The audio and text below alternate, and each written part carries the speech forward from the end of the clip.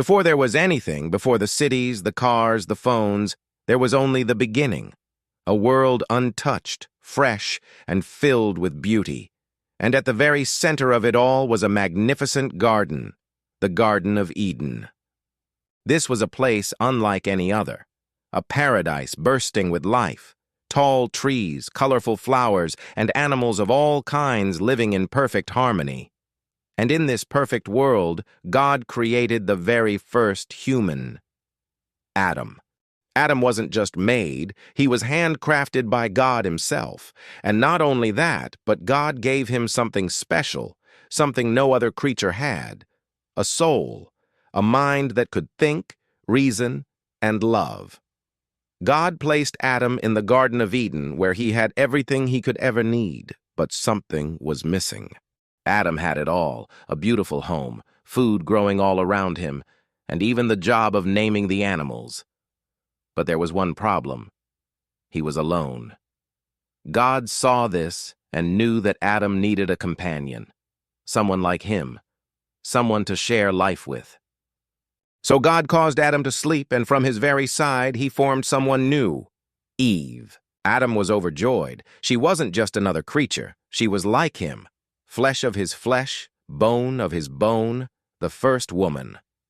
Together, Adam and Eve were given an incredible gift, the entire garden. God told them, "You are free to eat from any tree in the garden, except for one." And that's where things got complicated. In the heart of Eden stood a mysterious tree, the tree of the knowledge of good and evil. It was unlike any other tree, and God had given Adam and Eve one rule: do not eat from this tree, or you will surely die. Now you might be wondering, why would God even put that tree there? Well, think of it this way. Love isn't real if there's no choice. Adam and Eve weren't just puppets. They had free will, the ability to choose right from wrong. And this tree? It was a test of trust. One day, Eve found herself near that very tree. And she wasn't alone. This was no ordinary snake. This was Satan in disguise. And he had one goal: to make Eve question God. Did God really say you can't eat from any tree? Well, he said we can eat from any tree except this one. If we do, we'll die. Die? Oh, no, you won't die. In fact, eating this fruit will make you like God. You'll know everything, good and evil. Eve looked at the fruit. It was beautiful. It looked delicious. And the idea of becoming wise like God, it was tempting. So she reached out and took a bite. And then she handed it to Adam.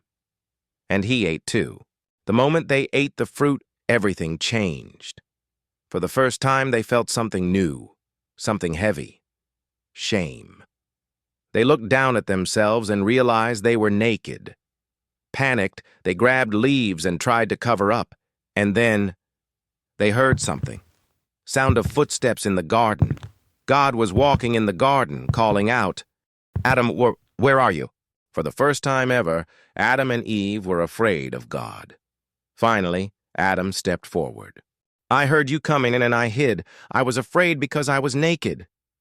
God already knew what had happened, and when he asked if they had eaten from the tree, Adam pointed to Eve. "She gave it to me." And Eve, she pointed to the serpent. The snake tricked me. God turned to the serpent and cursed him, saying, "From now on, you will crawl on your belly, and one day a child of Eve will crush you." Then he turned to Adam and Eve. Life would no longer be easy. Eve would experience pain in childbirth. Adam would have to work hard for his food. And worst of all, they had to leave Eden. With heavy hearts, Adam and Eve left the only home they had ever known. God placed an angel at the garden's entrance to make sure they could never return. It was a painful day. But it wasn't the end of the story. Because even in their failure, God still loved them. He didn't abandon them. He made them clothes so they wouldn't feel ashamed. And he had a plan to one day undo what had been done. That promise? It pointed to Jesus, a descendant of Eve, who would one day defeat sin, death, and everything that went wrong in that garden. So while Adam and Eve's story was one of loss, it was also one of hope. And that's just the beginning of the story.